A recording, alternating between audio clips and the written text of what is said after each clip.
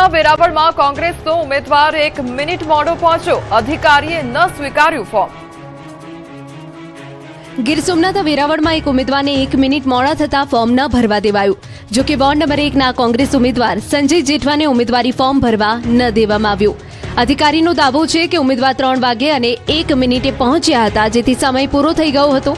જો કે વેરાવળના ધારાસભ્ય વિમલ ચુડાસમાએ અધિકારી ભાજપના ઇશારે કામ કરતા હોવાનો આરોપ લગાવ્યો। વિમલ ચુડાસમાએ દાવો કર્યો કે તેમણે અધિકારીને સીસીટીવી ફૂટેજ બતાવવા કહ્યું, પરંતુ અધિકારી 1ના 2 ન થયા। આ ઘટના મુદ્દે સ્થાનિક રાજકારણ ગરમાયું છે। બીજી તરફ વિમલ ચુડાસમાએ ઉચ્ચ કક્ષાએ રજૂઆત કરવાની ચીમકી ઉચ્ચારી છે। આ તરફ દેવભૂમિ દ્વારકા જિલ્લામાં સ્થાનિક સ્વરાજ્યની ચૂંટણી વચ્ચે રાજકીય ગરમાવો જોવા મળી રહ્યો છે। જિલ્લા કોંગ્રેસ પ્રમુખ પાલ આંબલિયાએ ભાજપ પર ગંભીર આક્ષેપ કરતા જણાવ્યું કે કોંગ્રેસના કાર્યકરોને લાલચ અને ધમકીઓ આપવામાં આવી રહી છે। તેમણે આરોપ લગાવ્યો કે સત્તાના જોરે વિપક્ષને તોડવાના પ્રયાસો થઈ રહ્યા છે।